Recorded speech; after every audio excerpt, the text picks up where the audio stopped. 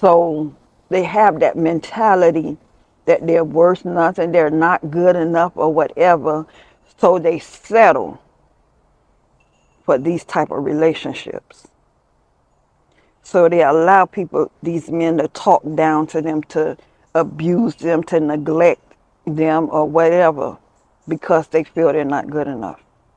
That's in their mentality.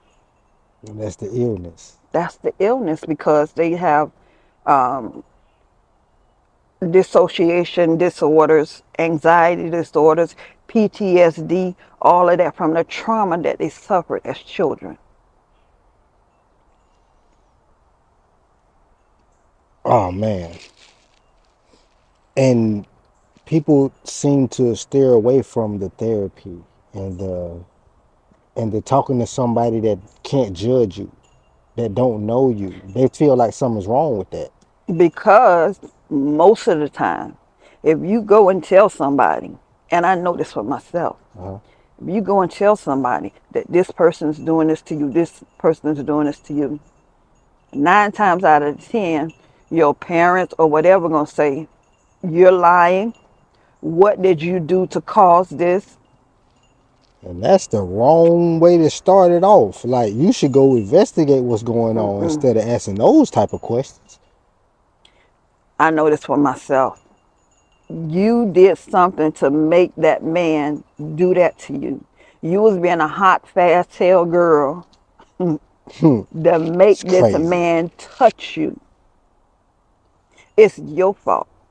You're a liar.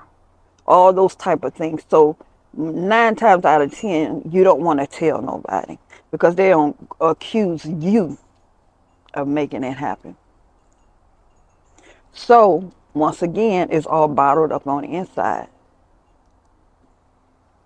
And when, all right, let's rewind a little bit. So back to you told your cousin, right? Hmm. And it was just like you just said something in one ear out the other. Yeah. So she didn't take no kind of seriousness to that. Like, No. No. And like I said, when my cousin told me, I was astonished. I'm like, for real? And she said, as I got older, we found out that it was, like I said, it was a ritual or whatever, that the youngest daughter, because I was my dad's youngest daughter, she was her dad's youngest daughter. It was something that they do with the youngest daughter. throughout that family. Hmm. And where you grew up, if you don't mind, In Miami, Florida. and round, like not to tell your age and nothing like that, but round like the years, like tapping into like Well, I was born in 72, so this was around like in the 70s, the 80s. was this like a popular thing back around that time? Like Yeah, yeah. People gonna say that it wasn't, but yeah, it happened. It happened. It happened because back then they say whatever happens in this house stays in this house, and it was going on in many houses. people just sweep it under the They rug. sweep it under the rug. It was going on in many houses. I mean, you can look at many movies. The Color Purple, you see it. See it clear, but people just think this is a movie. It's happening for real. That's a life. That's how it was going, and probably still going on. It's definitely still going on to this day. Till this day, there's things like that happening in these households, Hmm. and people are not talking about it. They need. And and that's the sad thing about it because, like you said, it's mental, and I understand that you could be scared. Like you said, you don't want to get the person that you love in trouble. No, I didn't want to get my dad in trouble. Man, listen, you better get him in trouble I didn't want to because get at the my dad end of in the trouble. day, that's gonna hurt you. You know what I'm saying? And it's a blessing that you can sit here right now and talk to me about this. It was only God. I mean, and I thought about it, and a lot of people, it's gonna take them years to get over it. They're not going to just say, "Okay, I understand that." okay, that person was going through something themselves. Because 9 times out of 10, that person was molested or whatever. touched on, so it passed it down. Yes. And that's crazy because I was having a sit down in the same spot with one of my friends, Straight Drop the Prophet, which is young OG Chop. I was sitting down with OG Chop, same spot, and he touched on that if somebody did this to you, you're gonna do it to somebody else, and that somebody else gonna do it to somebody else. And he didn't. It's if you're doing it to a girl, or a girl doing it to a girl, or a boy doing it to a boy, or vice versa. That's why you have a lot of girl on girl relationships, because that's their mentality. They're hurt. They've been abused. From the opposite sex.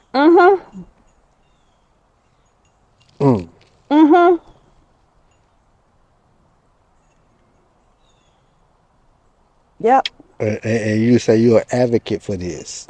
I You have to be. encourage people to get help mentally Yes. and tell somebody if you're going through this. Yes. Yes. And how so fast forward to adult life. What made you or did you start settling for men like this?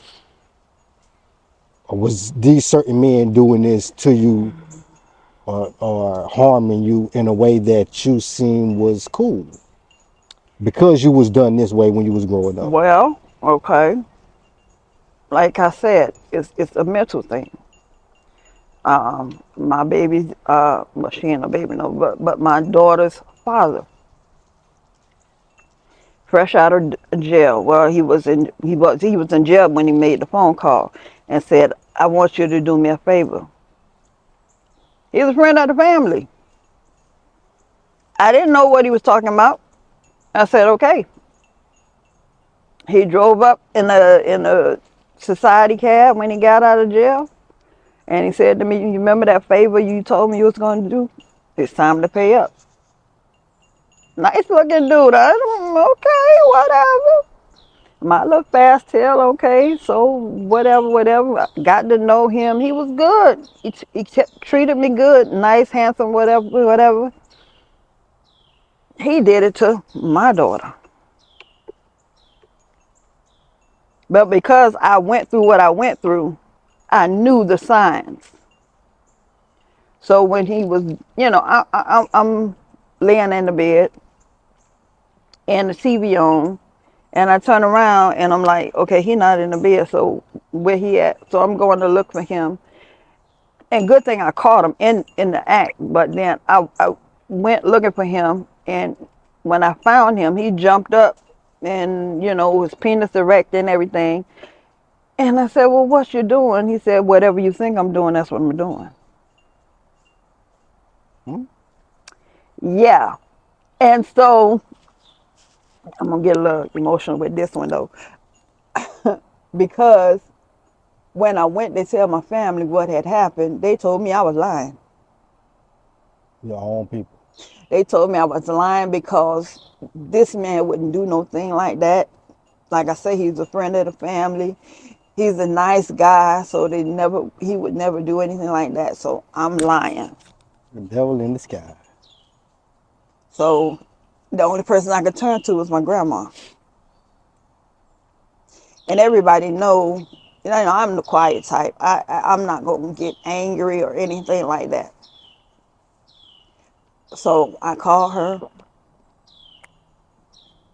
And everybody tell me, well, I don't know, but they tell me I was walking down the street with just my bra on and a pair of pants. Because I know if I would have stayed in the house with him, I would have killed him. So they tell me I was walking down the street. And while I was walking down the street, everybody looking at me like, Tanya, what's going on? Something wrong with you. Because this is not you. When I reached my grandma, she stayed maybe a block away, a mile. When I reached her, all she did was grab me and she was like, what's wrong. And I told her what was wrong, not knowing that I had already called the police and gave them her address. By the time I got there, maybe 5 minutes after that, the police arrived and we went back to my house. When we went back to my house, he was already sitting there talking about take me to jail. I did what I did. When they searched, they found the cocaine up under the couch. I had no idea the man was on cocaine.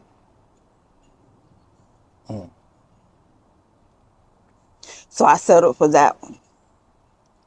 But once again, this is my mentality. I always go for older men because that's who my dad was. So then I get with another dude. You know, I'm always the one taking care of them, working or whatever. And he's stealing my money. But yet and still, y'all call it Captain Save a Hole or whatever. That was me. And it's still happening to this day. Just like that. We continue. Taking care of them, that was me. Because I'm feeling like, okay, they gonna change. So I get with, as we call, potential, thinking, you know, if I help them out, if I give them a chance or whatever, whatever, whatever. But he's stealing my money. Come to find out, he's on crack. I didn't know. Green as I don't know what, because I supposedly loved them. Looking for love in all the wrong places. Domestic violence. Not physical, but emotional, spiritual, and everything else. Fast forward to my husband, okay? We gonna just get right there. My ex-husband. All right, hold up.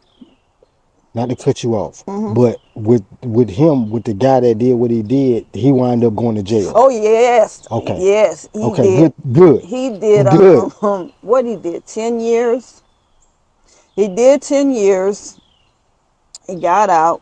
He wrote her a letter while he was in prison because all them years they had her hating me because they said I lied on her daddy, so she was hating me to the fact that she was figuring, oh, well, I'm just going to use my mama for whatever I can get to make me feel guilty because at that time, and you know, I was dealing with these men, so I couldn't keep her, and because I had the seizures, I couldn't keep her. So I was in a shelter or whatever, living with somebody because I couldn't keep her. So she was staying with my mom or whatever. And they had her thinking, you know, your mama don't care about you. She choosing all these men over you and this, that, whatever. But that wasn't the situation. It's starting to drizzle on us a little It's bit, starting to ain't it? rain. It's starting to rain us out, baby. This is getting good. Watch them sins away. For real. Hey, but you want to continue this right now or you want to pause? We can pause and go inside. Or, I mean, what you want to do? All right, we will be right back. She got girl power.